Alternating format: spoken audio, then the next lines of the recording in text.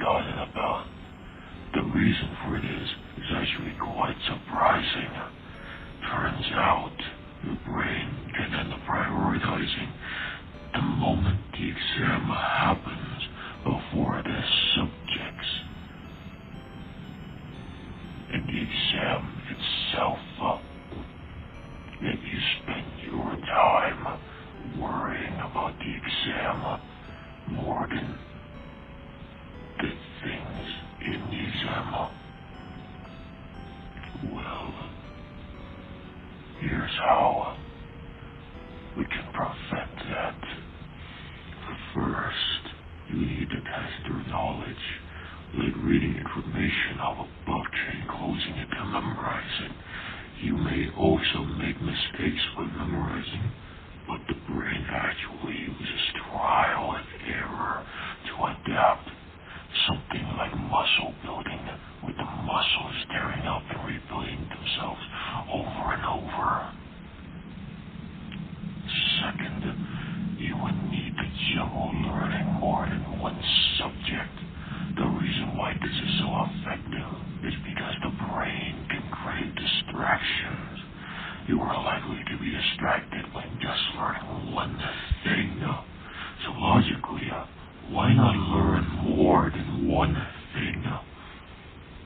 And thirdly, you may think studying for an exam the night before would be pretty effective, right? Well, you're not completely wrong, since the brain can build up memories in your sleep. But this isn't the most effective. Imagine you're fermenting wine.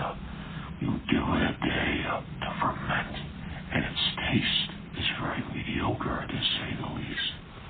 But once you give the wine more time to ferment, its taste becomes much richer than before, when it was only given a day.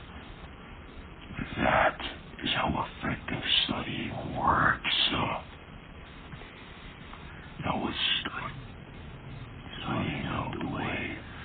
What can make someone really understand a subject? Now, if you were to try explaining something to someone, you would have a tougher time explaining it to someone, right? The best way to make them understand is to try to incorporate things they are already familiar with, like using a Rubik's Cube to explain a math problem. This is because the brain uses this thing called pattern recognition. It helps the brain immediately understand an occurrence based on a past experience.